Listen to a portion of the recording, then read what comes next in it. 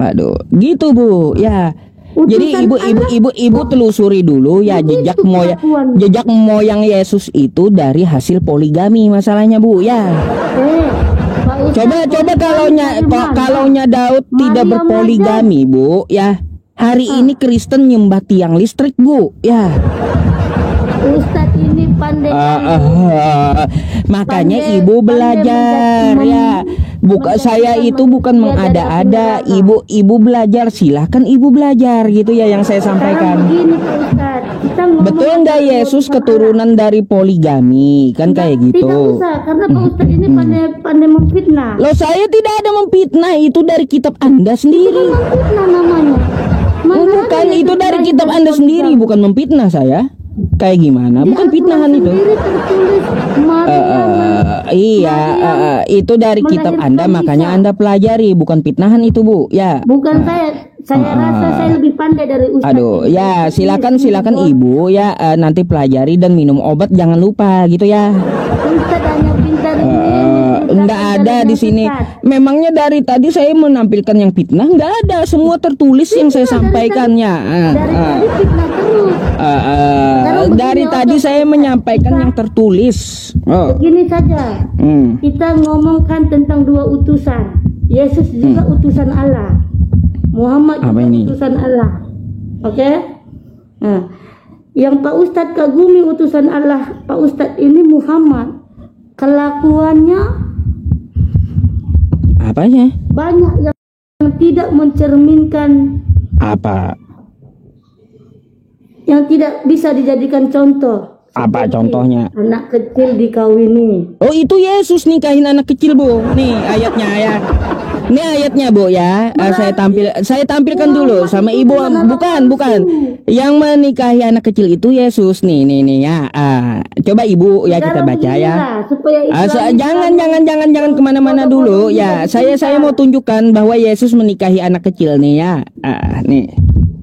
Supaya jangan percaya cakap Ustadz ini Bu ya. Nah ini ya banyak orang. Ini judulnya ya Bu ya, menjawab tudingan Kristen ya. Ini Alkitabnya terbitan 1928 ya Bu ya. Nah di sini apa yang dikatakan oleh Yesus nih? Kata Yesus, istriku yang paling muda ialah Maria yang berumur 3 tahun. Tidak tahan nafsuku melihat popok Maria. Oh indahnya. Markus 6:18-19 tuh ya. Pak Ustadz kayak gitu. Ini saya baca yang tertulis Bu ya. Nah pelanggaran ibu pelanggaran tuh. Pelanggaran kan Ibu pelanggaran ibunya ya. Pelanggaran ibunya kok kejang-kejang saya tunjukkannya. Saya itu menunjukkan yang tertulis kawan ya, bukan tuduh-tuduh, bukan pelintir-pelintir gitu ya. Kok malah saya yang disalahkan mereka? Gitu loh. Aduh. Pak Bang Oki. Selamat malam Pak Ustadz. Selamat malam ya. Saya ada tema peran iblis di dalam agama. Peran iblis dalam agama. Kapan mau bahas? Sekarang boleh? Jangan, saya mepet waktu saya ini masalahnya. Saya mau berangkat ke Jakarta besok. Enggak lama saya live streaming Bang. Mau ada acara ya benar-benar. Iya. Nantilah setelah saya dari Jakarta lah. Oh boleh, setelah dari Jakarta aja. Nanti kita jadwalkan ya. Nanti aku WA. Oke, nanti WA aja gitu ya. Oke. Siap. Setelah pulang dari Jakarta aja Pak Ustadz. Oke, selamat malam Pak Ustadz. Malam. Oke. Iya teman-teman, besok saya akan berangkat ya di jam 12 siang dari Kalimantan ke Jakarta gitu ya. Jadi besok saya menginap di Hotel Bidakara Jakarta Selatan. Mungkin saya sholat 5 waktunya di Masjid Ittihad ya, tempat milad api ya. Bang Zuma juga ada, Ustadz Wafi kan ada. Saya menghadiri undangan mereka gitu ya dalam milad api yang kedua. Nah jadi teman-teman yang ada di Jakarta silahkan untuk di tanggal 13 nanti datang ke milad api gitu. Terus ya teman-teman semuanya, jika Anda ingin ikut sholat Jumat ya, Jumat ini dengan saya, silahkan Anda datang ke Masjid At-Taqwa Korlantas Polri Jakarta Selatan. Ya teman-teman, insya Allah nanti saya akan menjadi imam Jumat di masjid tersebut. Ya, jadi kawan-kawan semuanya yang mau ikut sholat Jumat bersama saya, ya silahkan datang ke Masjid At-Taqwa Korlantas Polri Jakarta Selatan. Ya. Ya live lah nanti kita ya. Ya. Oke, teman-teman semuanya, sebelum saya melanjutkan ke Kristen lainnya ya teman-teman, mari kita iklan dulu. Saya mau menyampaikan kepada kawan-kawan semuanya bahwa ya pengumpulan mushaf Al-Quran kita kemarin masuk dalam penggalangan donasi sekitar 3 juta lebih ya teman-teman. 3 juta rupiah lebih ya. Jika teman-teman ingin ikut berpartisipasi ya dalam beramal jariah menyediakan mushaf bagi adik-adik kita ya yang ada di Ponpes seluruh Indonesia, baik di Ponpes Al-Quran ya di seluruh Indonesia maupun juga di ini ya teman-teman, di TPQ maupun yayasan, Anda bisa menghubungi di nomor yang saya sematkan ini ya. So ya teman-teman semuanya, saya nggak bisa letakkan nomor rekening ya, nggak bisa, minta aja langsung ke WhatsApp di situ ya, karena ini tok-tok yang saya pakai ini bukan tok-tok anti rungkat, bukan ya. Yang anti rungkat itu yang satunya teman-teman. Kalau ini kan tok-tok yang update, yang versi yang paling baru. Jadi silakan di situ jika Anda ingin beramal jariah gitu ya. Mungkin bisa mengirimkan untuk orang tua Anda. Nanti penyalurannya ya kawan-kawan semuanya akan kita salurkan setelah saya dari Jakarta, insya Allah ya teman-teman. Silakan dicatat dulu ya nomor WhatsApp saya. Kalimantannya di mana? Saya Kalimantan Selatan ya kawan-kawan semuanya. Jangan diteleponnya, saya balasnya nanti setelah live streaming berakhir ya, balasnya ya teman-teman. Tuh ya. Oke. Yang di YouTube nih, yang di YouTube nih ya. Tuh ya. Minta ke situ aja ya. Tuh. Yang di YouTube kasihan kali yang di YouTube 600 orang doang. Sabar. Udah? Oke. Lanjut. Kita naikkan kawan Kristen yang lainnya.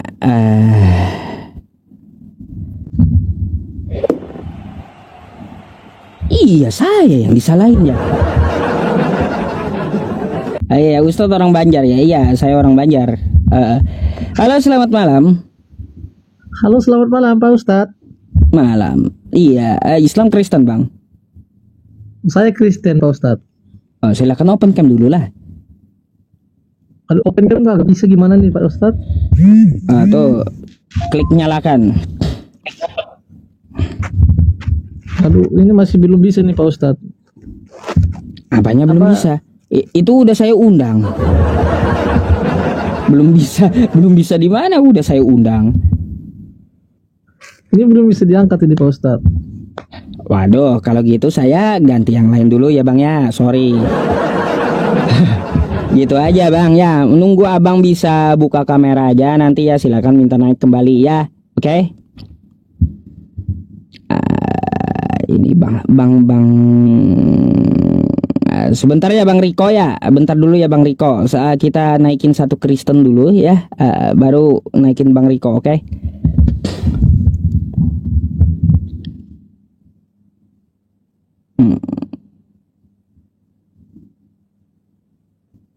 Cari yang bening-bening melulu. Kalian itu mintanya yang bening, posting ulang lah ya. Kacau kali kalian. Halo, selamat malam. Ya, malam Bang. Malam Bang. Kristen Islam Bang? Saya Kristen Bang. Katolik. Open cam dulu Bang. Silakan. Oke.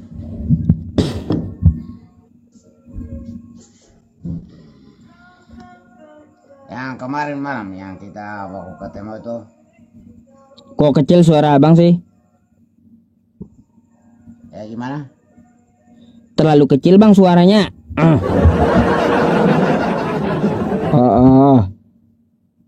Coba Bang ngomong. Suara udah dengar.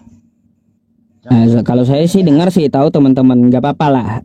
Dia deket-deket lah sama HP-nya kayak gitu. Silakan Bang, Anda mau bertanya atau mau ditanya? Ya, saya mau tanya. Tadi kan saya ada nonton, Bang. Saya ada nonton. Saya mau tanya sedikit, tidak banyak.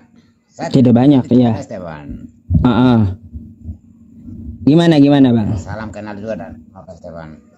Iya. Tadi kan Bang bilang Tuhan itu bilang apa Katolik punya itu jika perempuan banyak bilang begitu. Itu saya mau tanya sama apa Bang? Tadi kan saya ada nonton. Jaringannya kurang bagus. Kecil banget Bang suara Abang. Serius. Sampai yang saya pakai handset ini aja Bang, nggak terlalu jelas denger loh.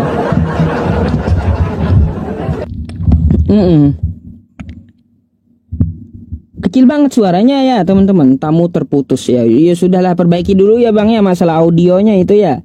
Masalah audionya tolong diperbaiki dulu Bang ya, biar enak gitu ya. Oke.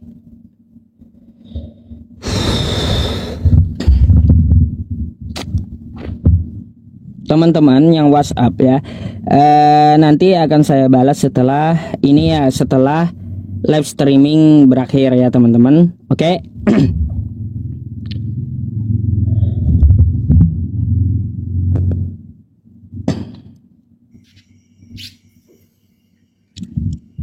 Hai Cup, selamat malam Cup. Selamat malam, silakan dibuka dulu kameranya. Oke, siap.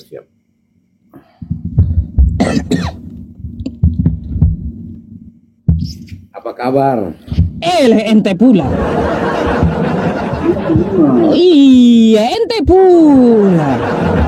Gimana? Udah sadar kemarin? Lo kesannya gimana?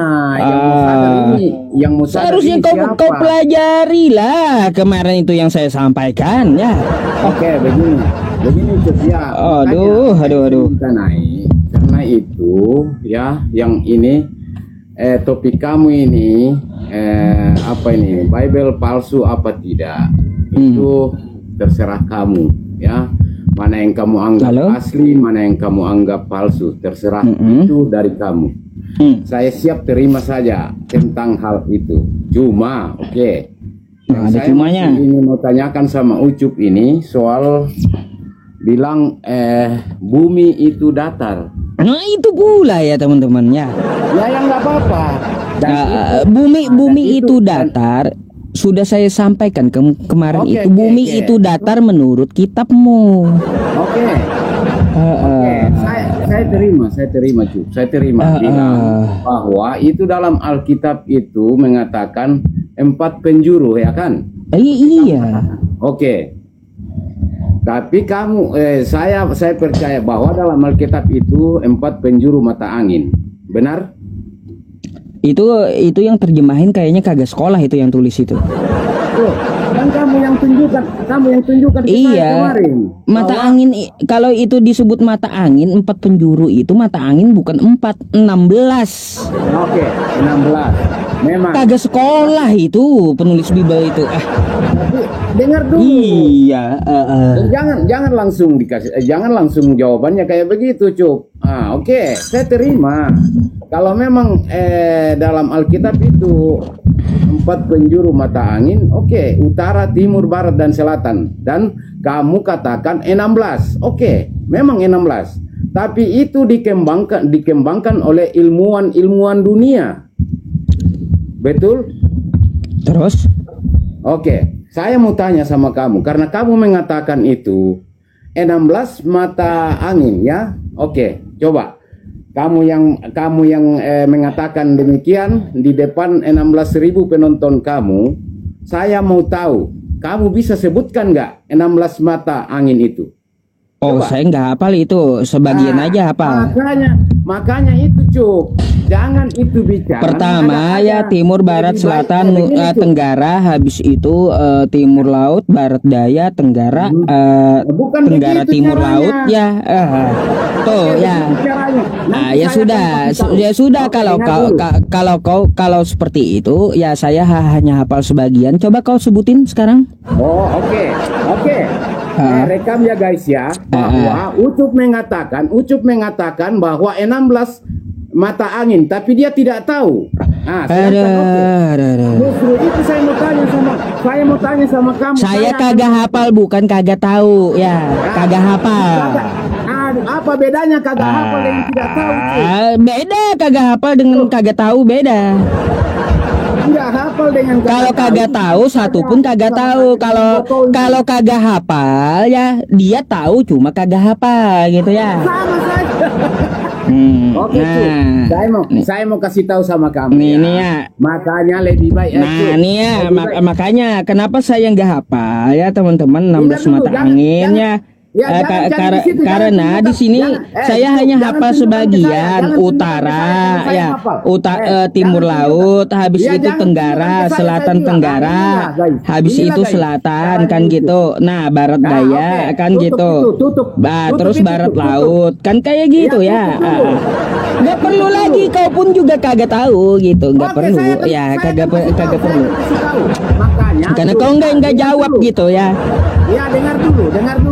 Makanya gitu. Saya bilang lebih baik mengaku tidak tahu daripada sok ya tahu. Iya, saya tahu mata angin itu 16, cuma saya tidak hafal apa saja namanya ya. Nah, berarti tidak tahu, sama saja. Bukan tidak tahu, saya tahu mata angin itu 16 ya, tapi saya tidak hafal satu persatu ya menyebutkannya gitu ya. Oke.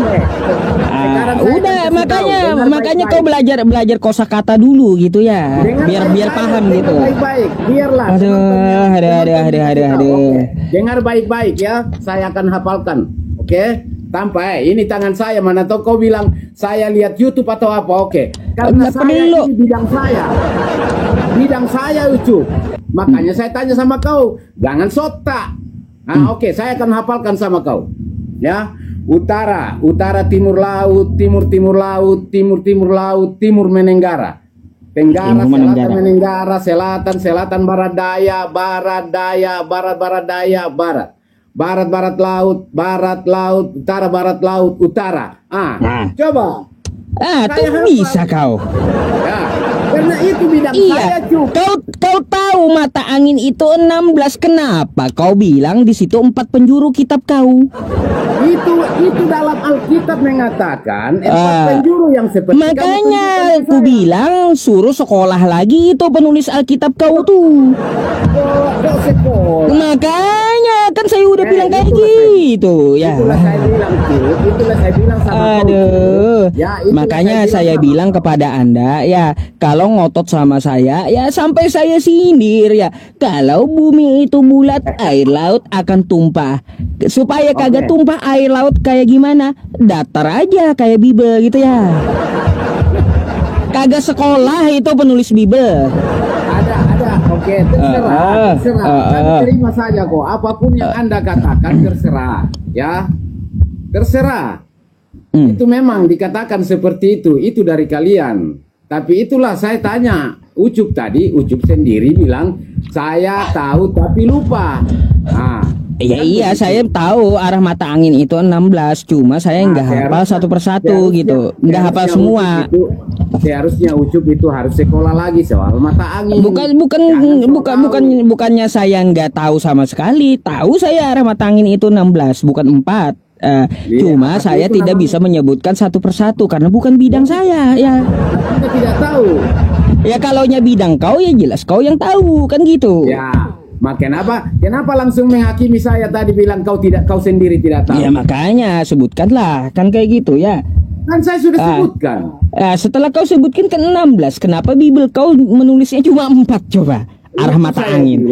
Ada 4 penjuru. Bisa sekali itu dulu. Saya sebagai tamu Anda itu Anda harus menghargai tamu. Lebih baik jangan kasih naik kalau tidak dihargai. Kan begitu. Nah, Itu dalam Bible 4 utara, timur, barat dan selatan. Sedangkan mata angin secara manusia di dunia zaman sekarang ya itu karena dikembangkan oleh ilmuwan dunia. Kan begitu. Ya jangan kita juga terlalu menyalahkan bilang Alkitab cuma menyatakan seperti itu. Memang dalam Alkitab seperti kamu tunjukkan kepada saya bilang itu cuma 4. Oke, memang saya terima. 16 itu karena dikembangkan oleh ilmuwan dunia, profesor-profesor. Itu orang-orang pintar, orang-orang hebat yang kembangkan. Sekarang saya mau tanya satu hal.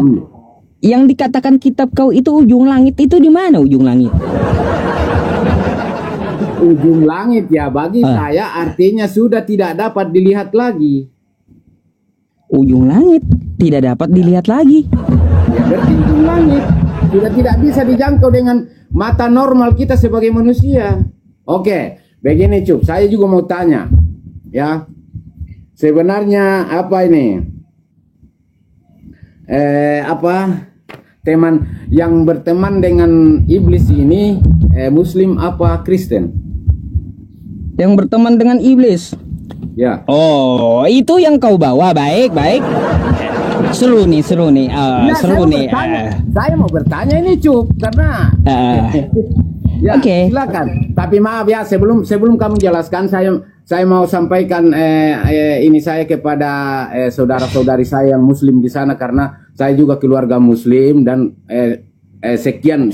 Alah ini cuma diskusi argumen wajar gitu. Dengar itu ya saudara-saudariku yang muslim karena banyak sekali soal debat kita diskusi kita yang lalu-lalu itu banyak sekali yang menghakimi saya bilang kau begini kau begitu dengar Ustadz kalian sendiri mengatakan bilang ini hanya diskusi untuk saling memberikan masukan dan ilmu kan begitu tapi kalian dari sebelah ya terlalu keras untuk menghakimi saya, memaki saya, memfitnah saya, tapi itu terserah. Oke, lanjut Cuk. Iya, itu menarik tuh. Siapa yang berteman dengan ini nih, dengan iblis ya? Iya. Ya, jangan baper ya saudara-saudariku yang muslim, jangan terlalu cepat menghakimi saya. Ini lagi turun. Kau aja yang turun kalau mau turun. Ini nih. Oke, lanjut. Emangnya ente berpikir kayak gitu dapat ayat di mana emang? Enggak. Nah, saya karena apa? Oke, begini, Cuk. Kenapa saya bertanya sama Ucup soal itu karena bilang sering saya dengar bahwa ambil udu kan. Saudara-saudariku yang muslim itu ambil udu kan. Nah, itu katanya mengusir setan dari lubang hidung. Yang saya dengar itu banyak ya itu makanya saya bertanya sama Anda bahwa yang muslim ini yang berteman sama iblis ini muslim apa Kristen kan begitu. Saya kasih tahu nih jawaban yang benar. Hadis tentang setan bermalam di lubang hidung itu hadis lemah, nggak bisa dijadikan dasar.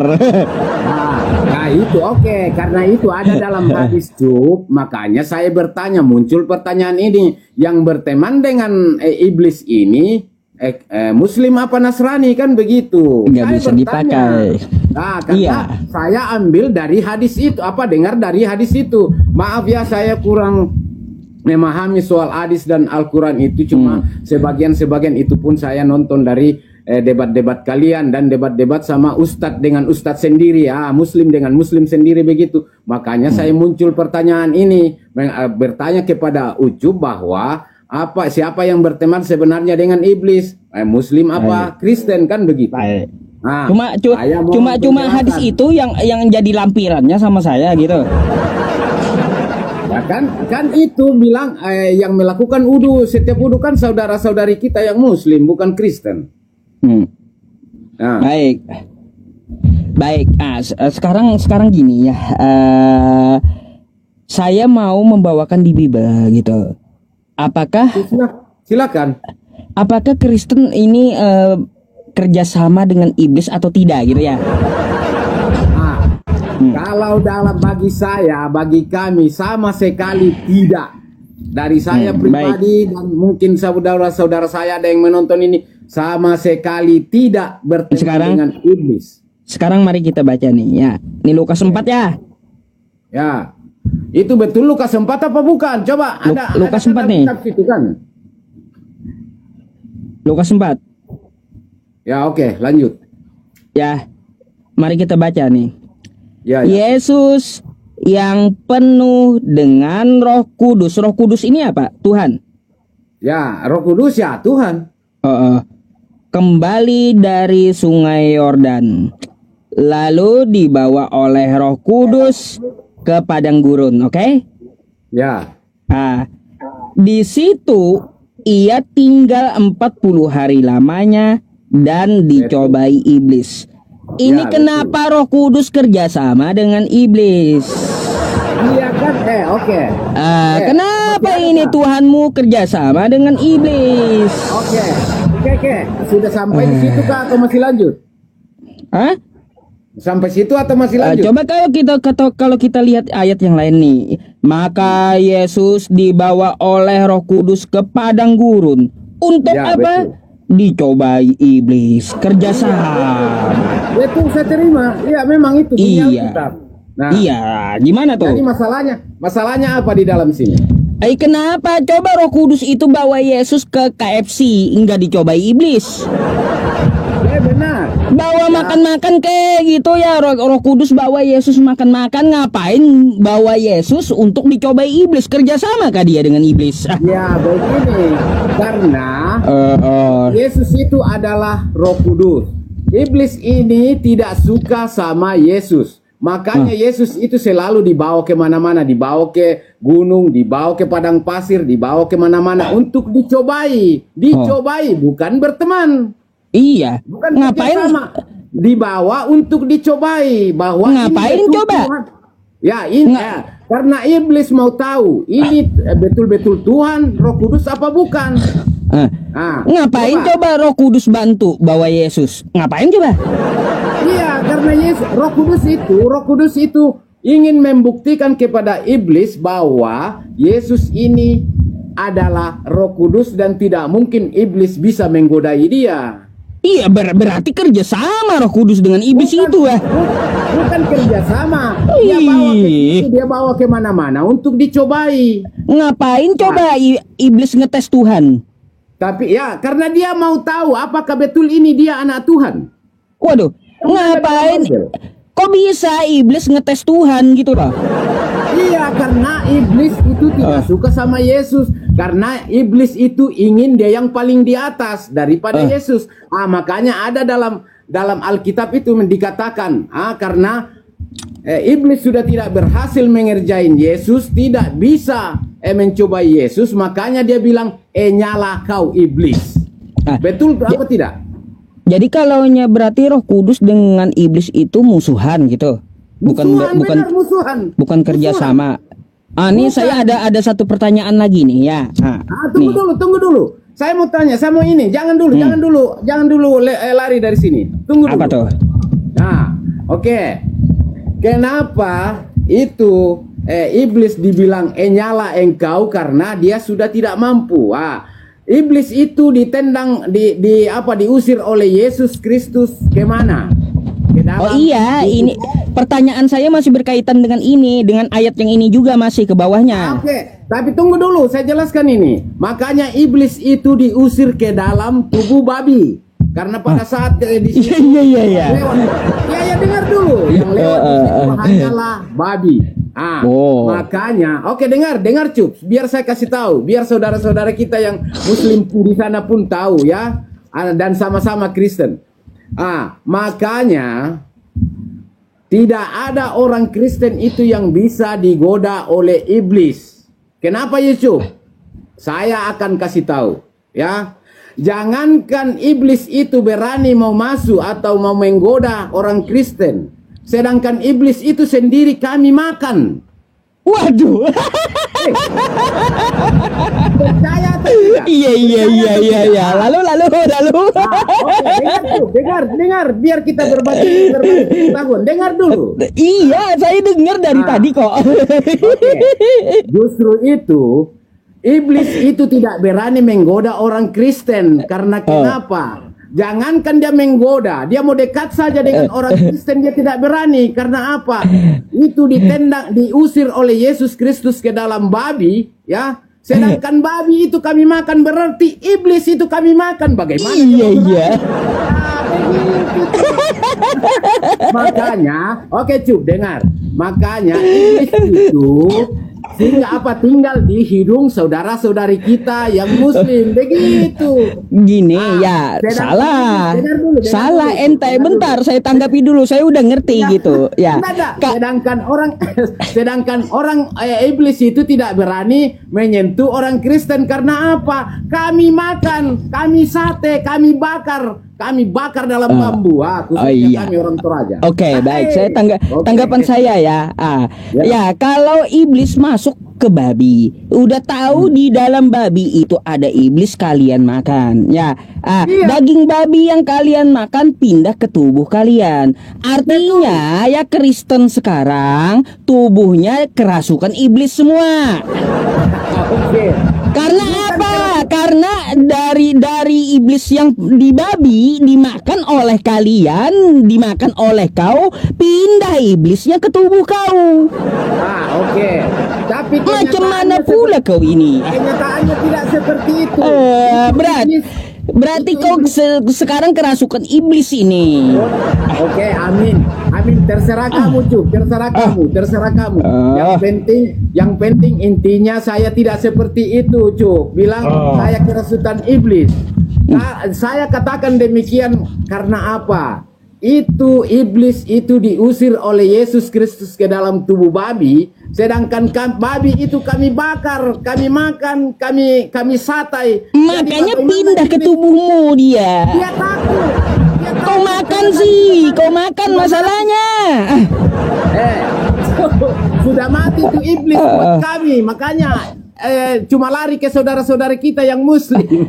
Kagak ada hubungannya dengan muslim. Kalau kau makan babinya, maka iblisnya pindah ke tubuh kau. Kami makan itu iblis sudah jadi tai. Sudah jadi tai itu iblis. Aduh. Nah, ini pertanyaan lanjutan nih dari yang tadi nih. Boleh ya? Oke, dengar dulu. Nih, dengar ya. Apa pula?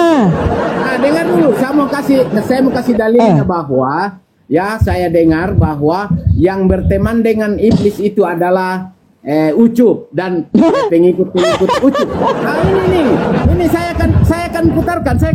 Dengar dulu. Apa tuh? Kita ini punya teman dari bangsa Jin. Apa itu? Atau makan ayam, jangan dimakan sama tulangnya. Dengar dulu ya, dengar.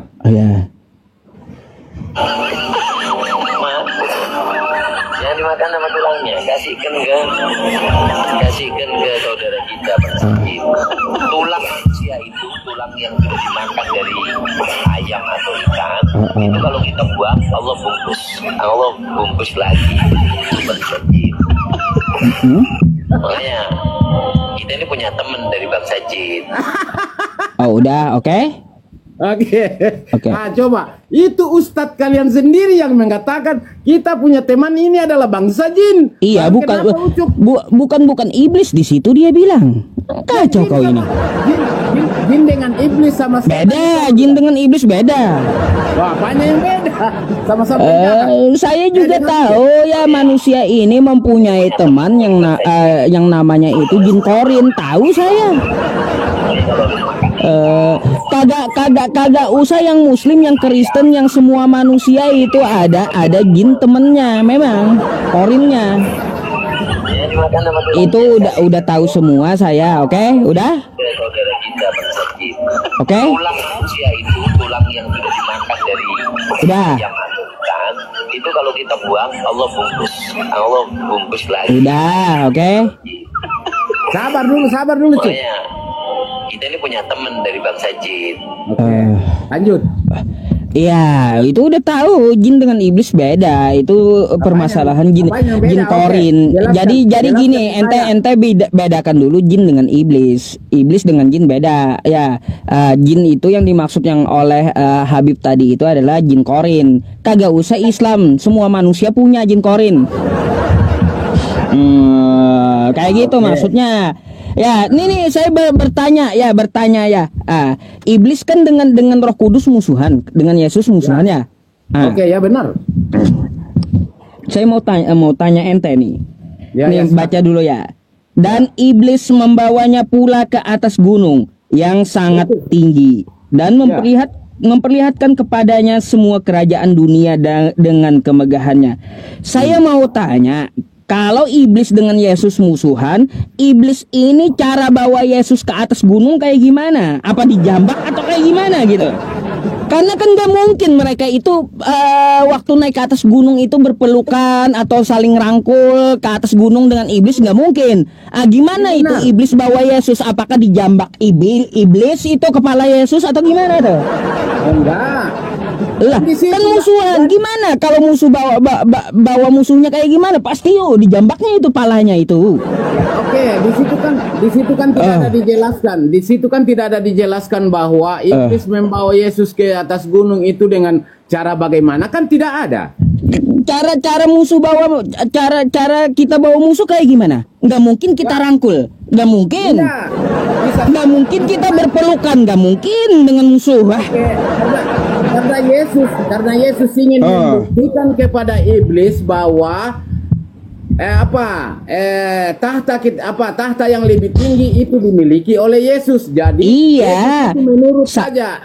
Saya tanya cara bawa iblisnya kayak gimana, dijambaknya kah kepala Yesus atau diseretnya kah Yesus, diikatnya kah atau kayak gimana, diseret-seret atau apa gitu? Karena mereka musuhan kan kata kau. Oke,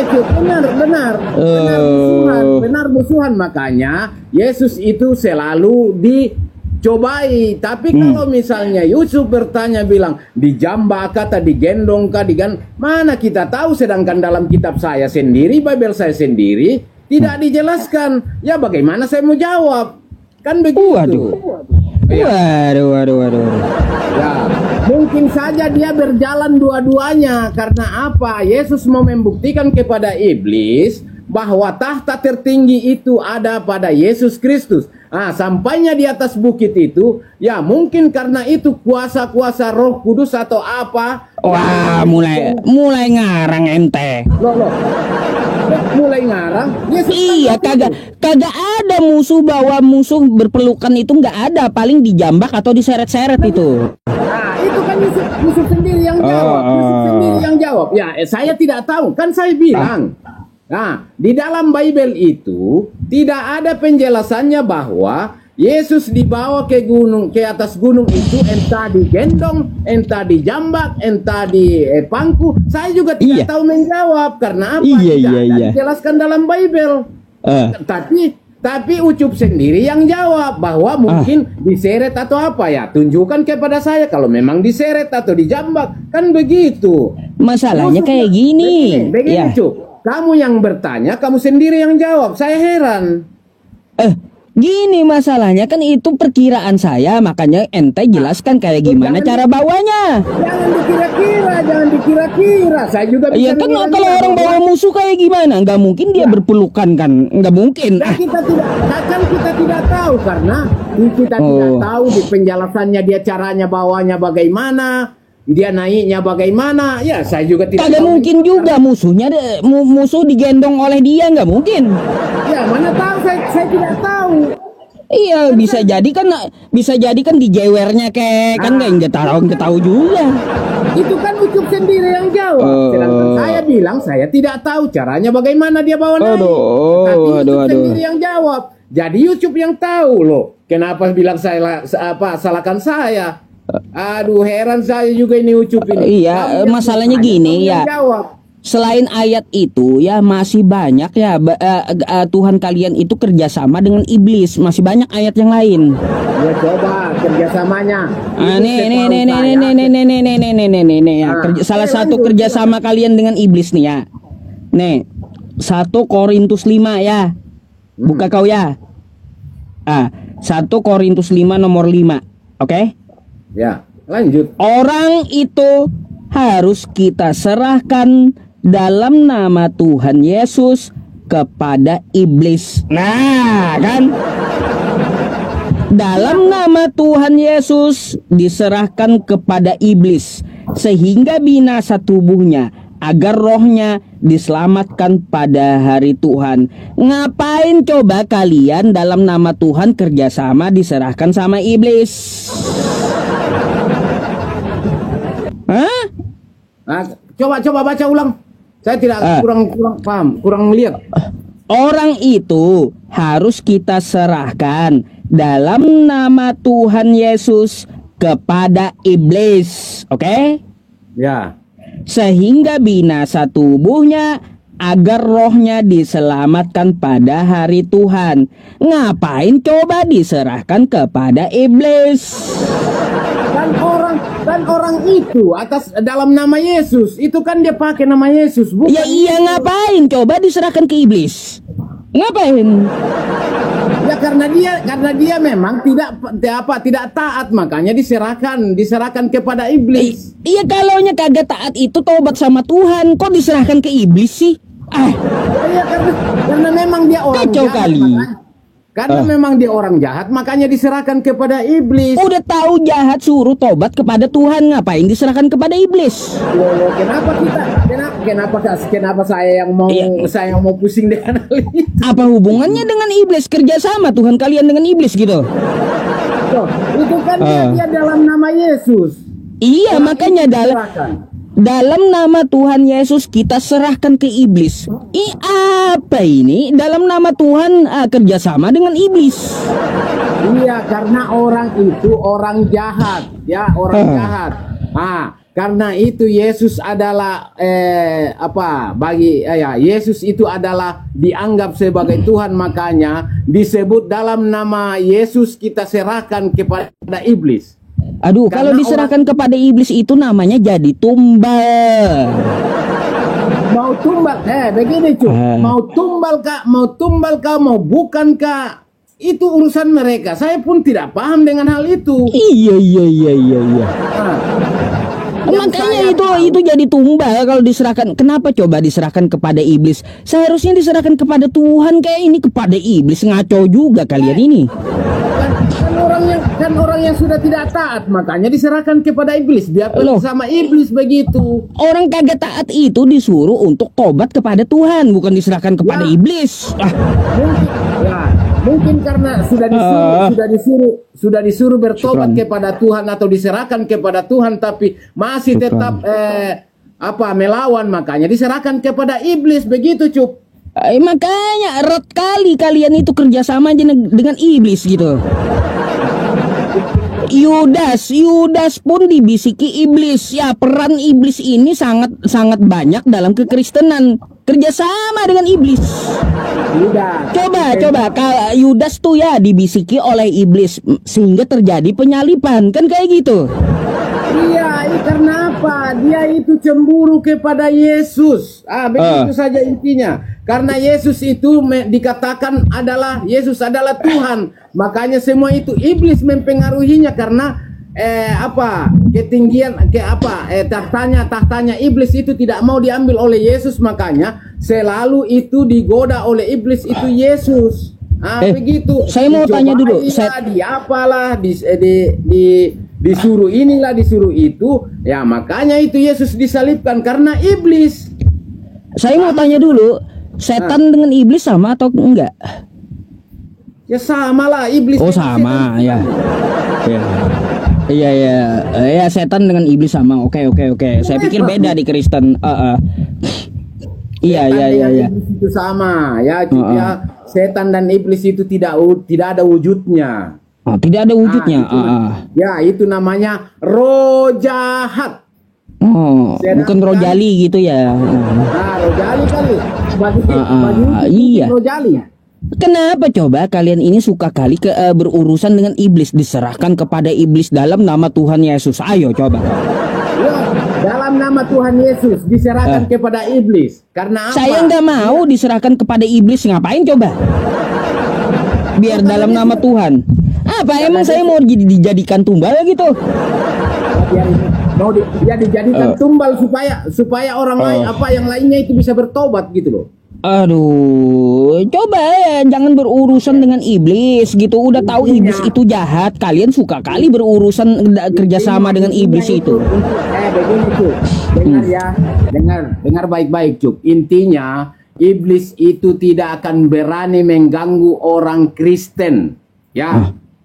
Ya gimana mau ganggu orang Kristen? Masa iblis ganggu iblis? Ya kagak mungkin lah iblis ganggu iblis. Terserah itu pendapat Ucup. Lah kan tadi orang Kristen makan babi, di dalam babi ada iblis, dimakannya lah itu babi, iblisnya pindah ke tubuh Kristen. Jadi orang Kristen itu wajar kagak bisa digoda iblis. Ngapain coba? Karena iblis kagak akan menggoda iblis, kagak akan. Itu pendapat Ucup. Aduh. Kenapa iblis itu tidak bisa menggoda orang Kristen? Karena apa? Iblis itu kami sudah makan jadi tai. Iya makanya ngapain iblis goda iblis coba? Sedangkan buat saudara-saudari kita yang di sana ya, khususnya buat Ucup ya yang selalu wudhu, karena setiap malam itu iblis setan itu ada di hidup Ucup. Betul nggak? Ya, betul kan? Coba ente pikir ya, ente pikir ngapain iblis goda iblis kan gitu? Ya oke. Secara pribadi saya terima. Terserah apa Ucup bilang. Ya diterimanya pula. Ya oke. Bagi saya pribadi, saya bilang bagi saya pribadi terserah. Itu kan kata Ucup. Itu kan kata Ucup, bukan kata orang lain, bukan kata orang sama-sama saya Kristen. Tidak, itu pengakuan saya sendiri. Oke, saya terima, terserah. Apa Ucup bilang terserah sama saya. Mau bilangin saya iblis dengan iblis terserah. Enggak ada saya tuduh ente iblis, ente sendiri yang ngaku makan iblis.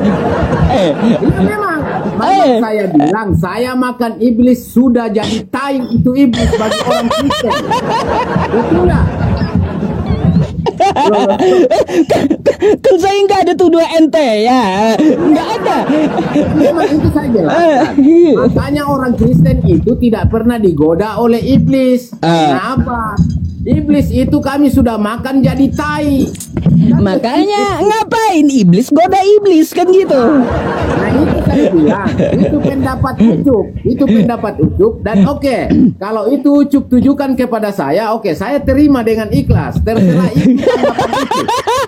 Nah, oke. Memang Ucup itu maunya seperti itu, oke, supaya selesai masalah, oke, saya terima, oke. Tapi yang ada dalilnya itu ya bahwa iblis itu ada di lubang orang Muslim kan begitu. Ini dengar lagunya.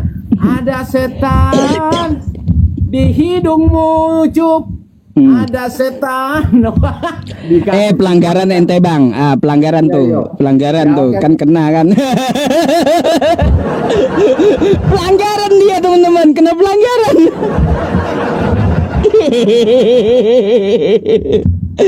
Iya ya. Ngapain iblis